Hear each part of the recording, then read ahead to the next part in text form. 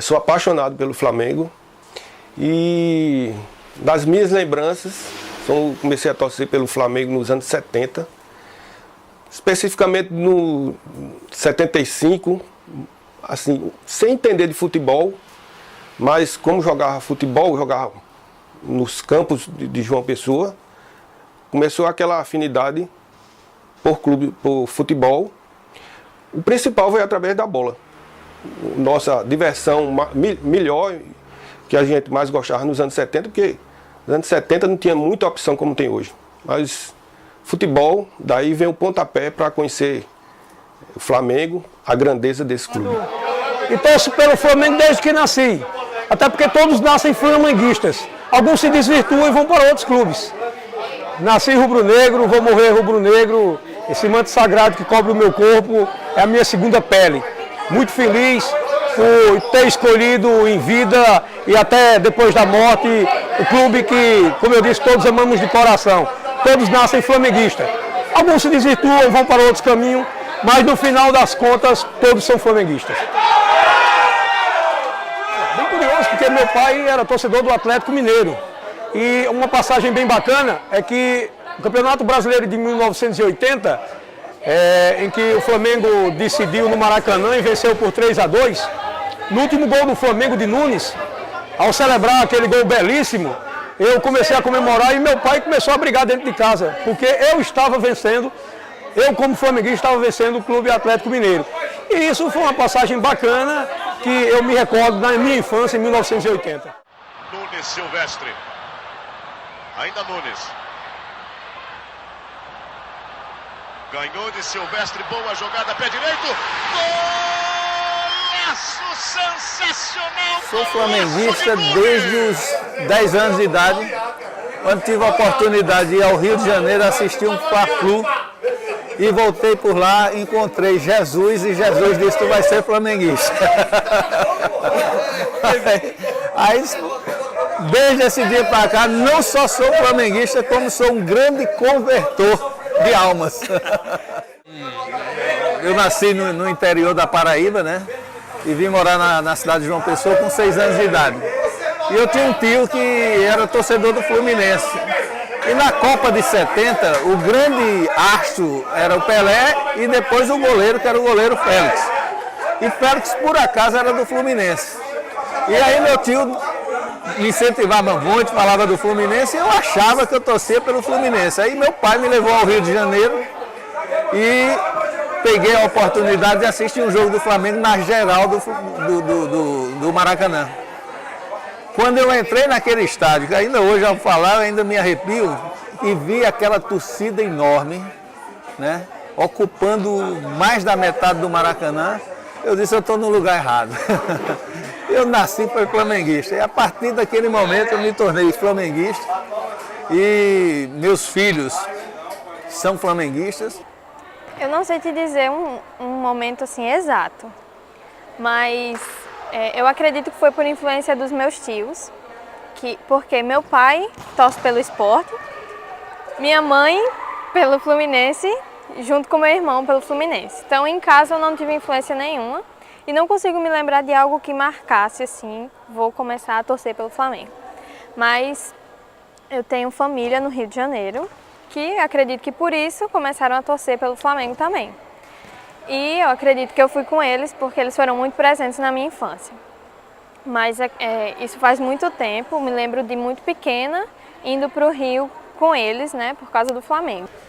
Eu, quando era garoto, meu pai era flamenguista roxo. E sempre nós assistíamos o jogo a 2. E nisso a família tinha gente que torcia pelo Fluminense, gente que torcia pelo Vasco, e a gente sempre unido, eu e ele. Aí essa coisa eu não imaginava que ia passar para meu filho um dia. E a história se repetiu. Graças a Deus, entendeu? Aí isso vai passando de pai para filho, de filho para neto, e eu espero que dure por muitas gerações. Bueno, assim como a maioria dos torcedores, principalmente no Brasil e no Nordeste mais ainda, a questão familiar e em relação ao pai pesa muito, e foi a forma de interação desde pequeno que a gente teve de pai e filho.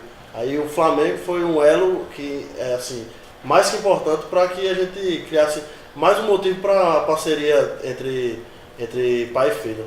Eu acho que a década de 80 foi fundamental para essa ascensão do Flamengo, porque aquele time maravilhoso, encantou o mundo, né? Foi campeão de tudo. Aí daí as novas gerações começaram a se apaixonar mais e mais e mais, e o Flamengo chegou a esse patamar hoje de torcida que é admirado pelo mundo inteiro.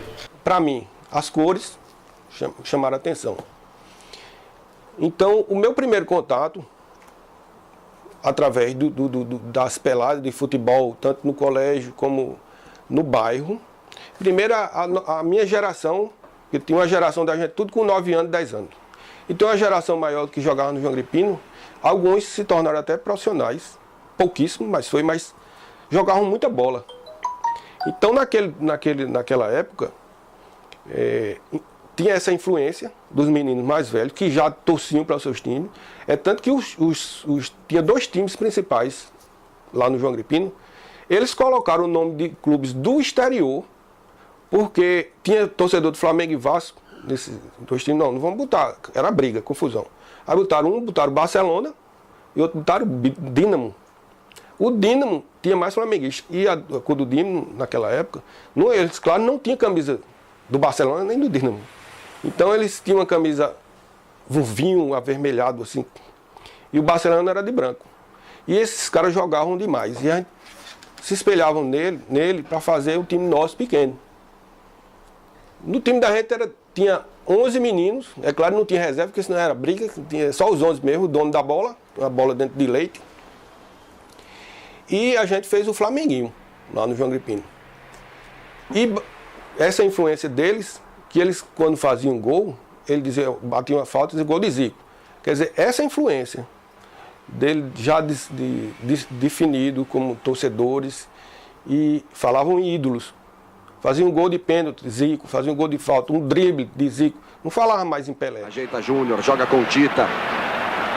O Zico solto. Recebeu e partiu. Tocou na frente Adílio.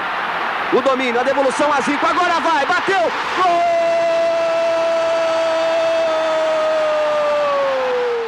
Eu acho que a própria concepção do Flamengo, né? O Flamengo nasceu de uma cisão do Fluminense, né? De uma dissidência do Fluminense.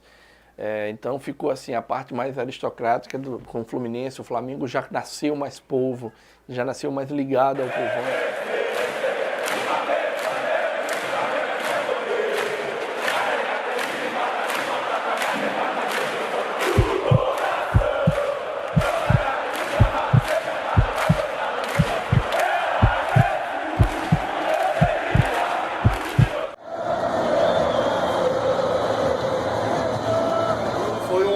Torcida que veio crescendo o Brasil inteiro e hoje tomou a proporção nacional e até mundial que o Flamengo tem, que é muita influência da mídia, porque a TV aberta é o que dá para a maior parte do povo assistir. Flamengo domina a bola com o Rafinha, ele vem pela ponta direita, soltou para Paulinho, entrou na área, rolou para trás e o Elias emendou, guardou, é classificação, é gol do Flamengo, é gol do Flamengo, emendou, é querido, gol!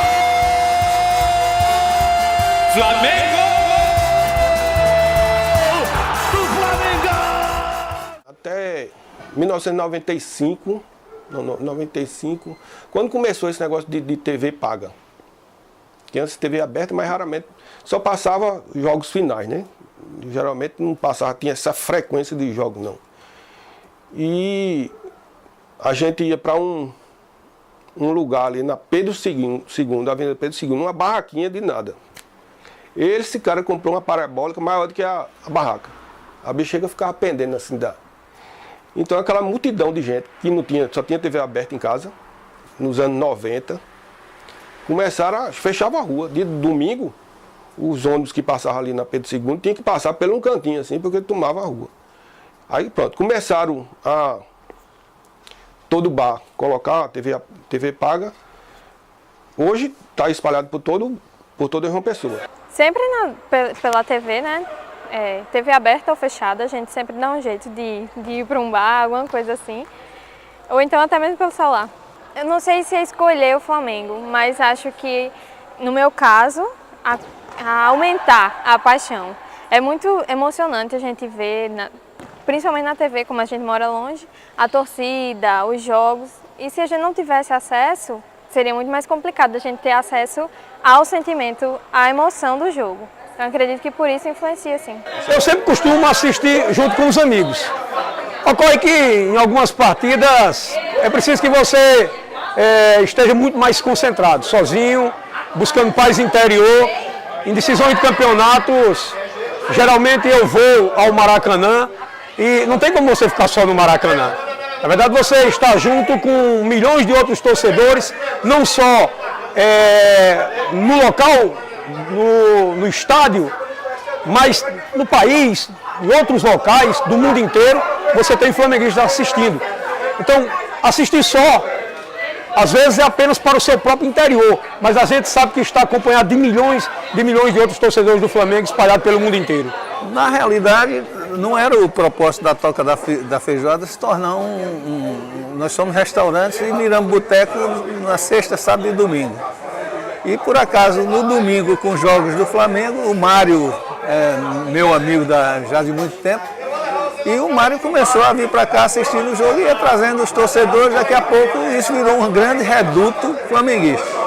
Por um lado, é muito bom. Por outro, também é muito ruim, porque você concentra toda a identidade de um restaurante ou de um bar focado num bar de flamenguista, né? Mas hoje o grande concorrente que a gente tem é a Globo. A Globo, por acaso, resolveu transmitir todos os jogos do Flamengo. Então, consequentemente, o torcedor do Flamengo resolveu assistir em casa. Mas quando nós temos a oportunidade do jogo ser na TV paga, aí sim, aí eles vêm e frequentam realmente o bar. Na Paraíba, em especial, e aqui no Nordeste, de uma forma geral, né, a penetração dos clubes do Rio foi muito decorrente da própria história da radiofonia paraibana, nordestina, brasileira, que trouxe esses clubes para cá através das ondas da rádio.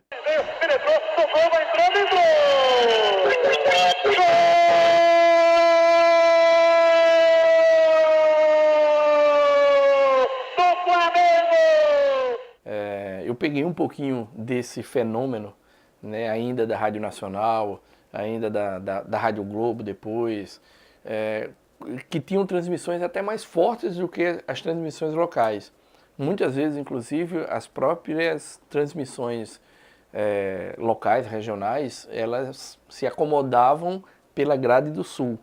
De forma que o jogo do Flamengo, o jogo do Vasco, do Fluminense, do Botafogo, principalmente os times cariocas aqui na Paraíba, sempre foram muito mais fortes do que os locais. É claro que isso, com o passar do tempo e esse sentimento de pertencer, né, de pertencionismo do local, isso acabou diminuindo um pouquinho essa força. Mas ainda assim, a gente encontra até hoje aqui torcedores do Rio de Janeiro, até mais do que torcedores do São Paulo e até em maior número do que torcedores de times locais.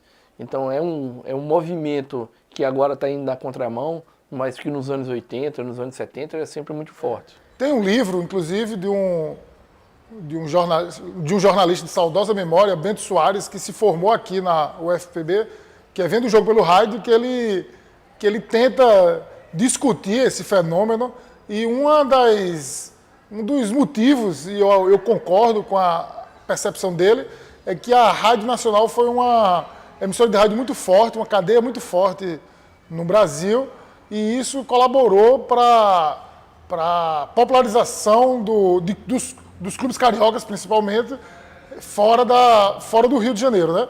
Isso aconteceu mais fortemente com o Flamengo, mas você vê isso também com o Vasco, muito fortemente, Fluminense e Botafogo menos, mas principalmente Flamengo e um pouco depois o Vasco.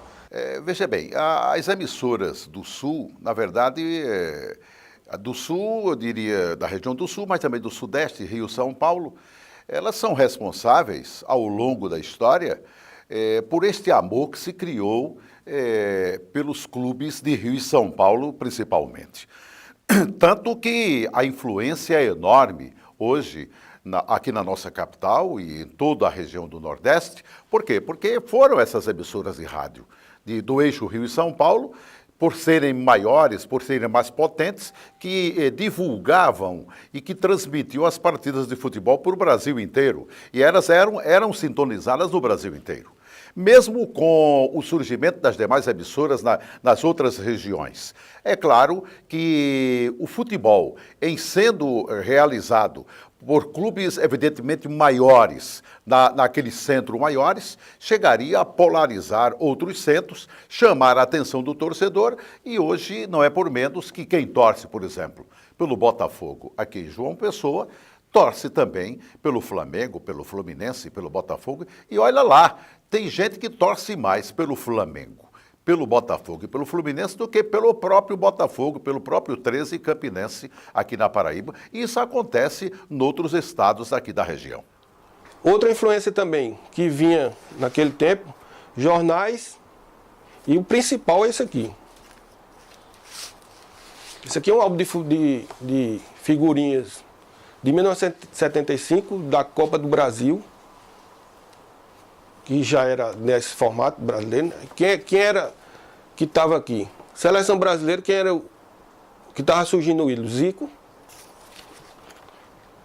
Time do Flamengo, Zico. Principal. Isso aqui influenciou muito a gente. Eram as figurinhas que vendiam nos mercadinhos. Lá no João Pinto tinha um Pegue Pague. E vinha a Kombi durante a semana com aqueles difusora em cima da Kombi. Corre, menino, que é álbum de graça. E jogando os álbuns. E era aquela meninada correndo, pulando muro, cachorro atrás, a mãe tudo doida. Por causa disso aqui. Isso aqui é o nosso primeiro contato para saber quem eram os nossos ídolos. A influência foi grande, não é? A TV na Paraíba, ela chegou em Campina Grande em 14 de março de 1964. E João Pessoa veio chegar em 1986, com a TV Cabo Branco, 87 com a TV O Norte. É claro que a ausência da televisão teve alguma influência, não é? Porque a televisão ela não transmitia jogos diretos no começo, né? Mas, como eu disse antes, o rádio não. O rádio era muito forte. A Rádio Nacional, a Rádio Globo, é transmissão local aqui em João Pessoa. Então o pessoal daqui vivia muito fortemente essa imagem de marca que era Flamengo, a imagem de marca Botafogo, Fluminense, etc. O Flamengo foi campeão brasileiro em 80, em 82, em 83 foi campeão mundial. Então, nesse período ali, onde o Flamengo era realmente o principal time do Brasil, a grande referência futebolística, coincidiu com a fase também de formação de torcedores pelo Brasil. Não resta dúvidas que a presença da TV, das transmissões de TV, do interesse da mídia com os clubes locais tem seu grau de importância no fortalecimento dos clubes. Isso é inegável. Agora, eu acho que não é o único culpado, digamos, essa chegada tardia, e não é o principal culpado, eu diria mais. Eu acho que, como eu disse, essa falta de projeto tem uma parcela grande de culpa, essa falta de projeto a longo prazo, eu diria, e também acho até que a CBF tem uma parcela de culpa bem maior do que as emissoras de TV. O calendário da CBF é cada vez mais achatado.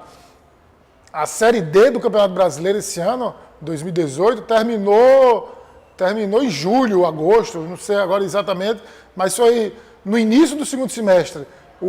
A Série C do Campeonato Brasileiro termina em setembro. Então você tem 3 meses dos clubes parados, e isso o clube que for campeão, que chegar na final. O clube que foi eliminado na primeira fase foi eliminado em agosto. Então você tem 6 meses de inatividade.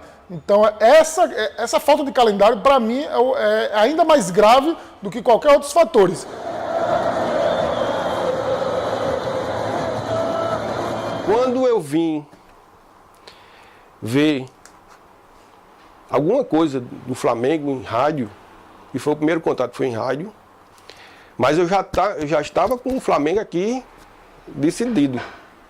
Eu queria ser um Zico, jogando bola com a camisinha do Flamenguinho, foi em 77, eu não acompanhei, mas eu soube da derrota do Flamengo. O Zico, se eu não me engano, perdeu um pênalti, perdeu o campeonato de 77. Agora em 78 eu escutei a final, já no rádio, e foi esse gol que marcou toda a minha... Para mim, esse gol que marcou a história, que é um gol de Rondinelli aos 43 minutos do segundo tempo. O Zico pelo alto, a bola vem caindo para o tumulto, subiu o Rondinelli, cabeceou, entrou! Gol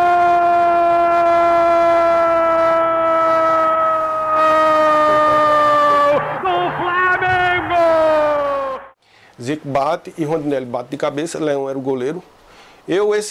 Por causa desse gol, eu tenho essa camisa de Rondinelli, autografada, tenho contato, conheci ele, que para mim era uma coisa de outro mundo, conheci o cara que fez esse gol, que marcou o começo de torcer pro Flamengo. Mandei fazer o gol ali, tá o Deus da raça, deixa eu só pegar aqui para você.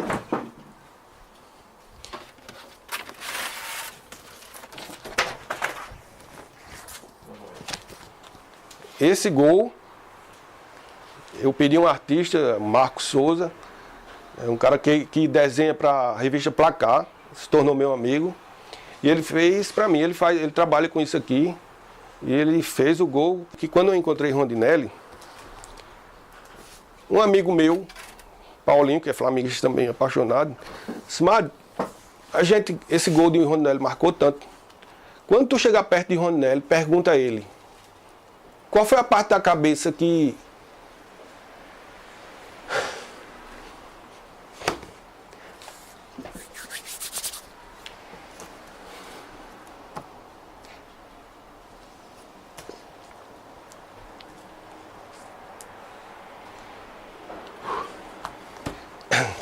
respirar aqui, porque ele disse, foi aqui.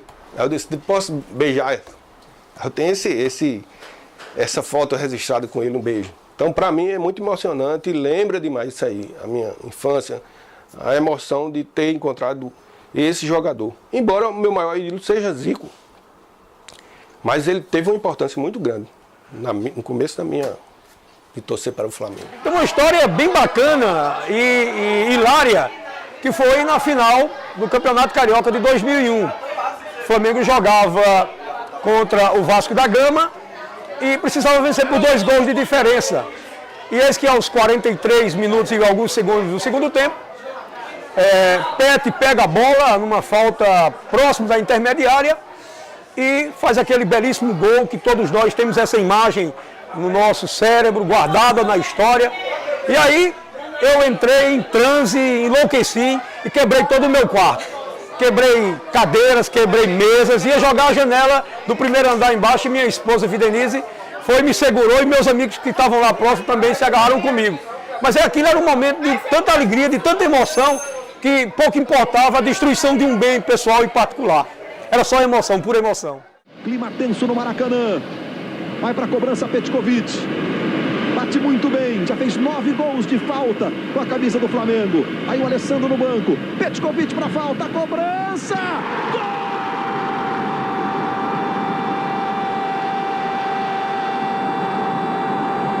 A história mais marcante da gente, e que 2009 foi o título brasileiro do Flamengo.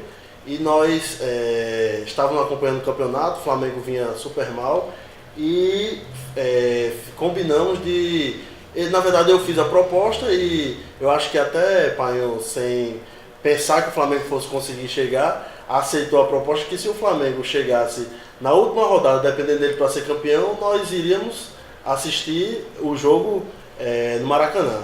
E assim o Flamengo fez. Durante o segundo turno fez uma campanha impressionante, desacreditado, foi subindo e chegamos à condição de assistir lá. E viajamos para o Rio sem os ingressos, e foi uma verdadeira aventura conseguir esses ingressos para realizar o sonho de ver o Flamengo ser campeão brasileiro.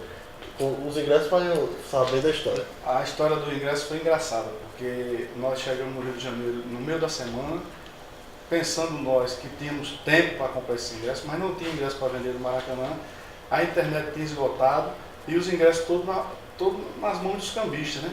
Aí um policial lá, eu cheguei e disse, tem condições de a gente comprar o ingresso? Ele fez, olha, foram presos 8 mil, foram apreendidos 8 mil ingressos e nós não podemos negociar esses ingressos. Está na justiça esses ingressos. Agora, vocês podem conseguir ingressos na mão dos cambistas que não estão por aqui. O cara falou para mim, um policial, num canto, bem discretamente.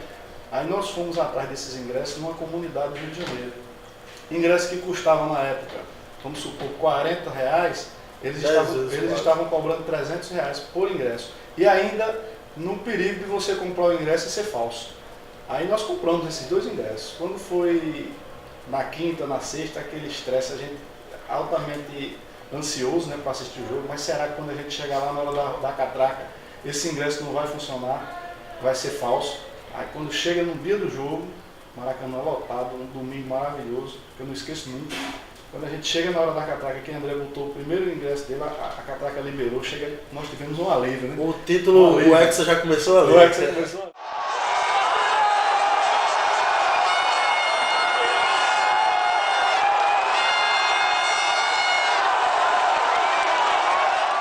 E aí passamos a roleta gritando, se abraçando.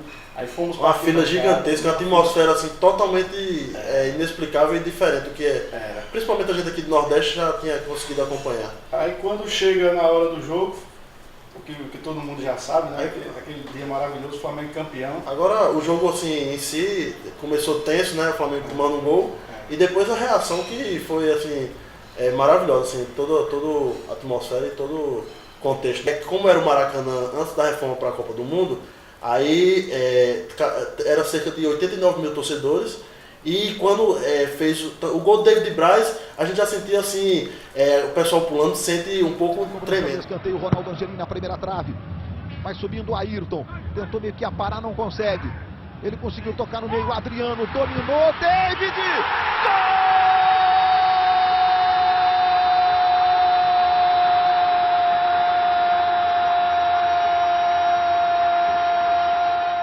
Agora, quando foi o gol de Angelim, que foi o gol do título, era um negócio assim, parecia que o estádio ia vir abaixo. Tremia tudo e todo mundo se abraçando. Aquela fechadinha para buscar o gol olímpico. Olha o Pet, levantou, Ronaldo Angelim!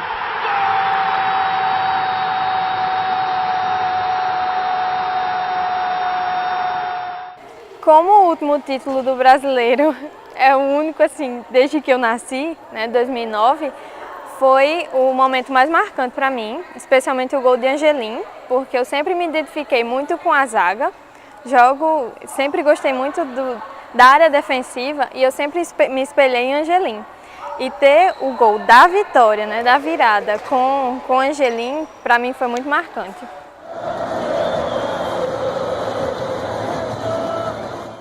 Como eu morei vizinho ao Almedão, na Petrarca Grise, próximo ao Ronaldão, e eu passei um tempo assistindo, mas também como eu gosto de futebol, eu não tenho amor por nenhum time daqui da Paraíba, porque minha relação foi com o Flamengo, mas principalmente por eu ter conhecido primeiro, e também essa questão quando você me perguntou do pai,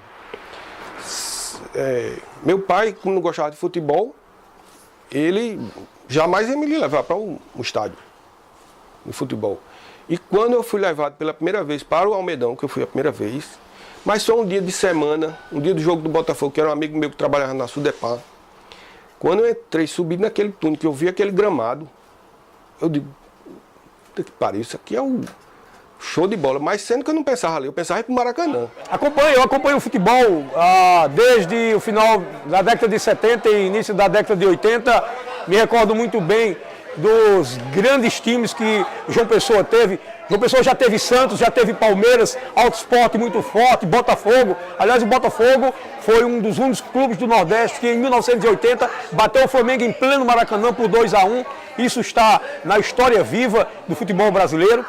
Eu tive uma rádio, fui cronista esportivo também por muitos anos, acompanhei os clubes de Campina Grande, acompanhei os clubes do Sertão, desde o Duque de Caxias, no antigo Poeirão, o Atlético Clube de Conceição do Piancó, o Souza Esporte Clube, que foi campeão 2 vezes e campeão da Copa dos Campeões também. Enfim, O futebol é essa coisa que está na alma de cada um de nós. Ser flamenguista é uma escolha pessoal e, como eu disse, está no sangue. Desde que eu nasci, eu sou flamenguista. Mas nem por isso eu deixo de acompanhar os clubes aqui da Paraíba que representam e muito bem representam o futebol do nosso torrão querido, do nosso Nordeste e da nossa Paraíba. Na verdade, o campeonato não completo, mas eu tenho mais acesso ao Botafogo. Por meu técnico ser do Botafogo, ele trabalha com futebol feminino e eu consigo acompanhar mais por causa da influência dele. O Botafogo vem crescendo, mas e além disso nós acompanhamos também desde cedo, assim, paralelamente ao Flamengo, justamente por o irmão do Painho ter tido uma carreira profissional como jogador e recentemente, de 2000 para cá, como treinador. E daí então, isso sempre foi um a mais que nos levou a acompanhar os jogos do Botafogo. Aí nós vimos a época da Série C, de 2003, que faltou pouco para avançar, na época de Ituano, de Santo André, e isso levou também que eu pegasse um lado botafoguense para hoje ir ao campo com os meus amigos.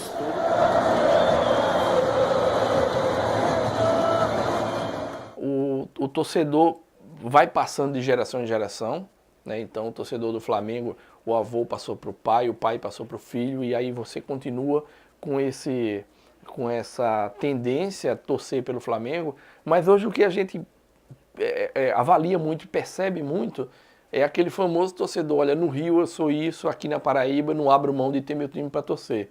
Então, enquanto o futebol paraibano não tiver em condições iguais, né, estou falando da Paraíba, mas isso existe muito no Nordeste. Enquanto o futebol paraibano não tiver em condições iguais ao Flamengo, ao Vasco, ao Fluminense, o sentimento vai ser muito esse: eu vou separar as minhas torcidas. Eu torço para o Flamengo na Série A e vou torcer para o Botafogo na Série C ou na Série B.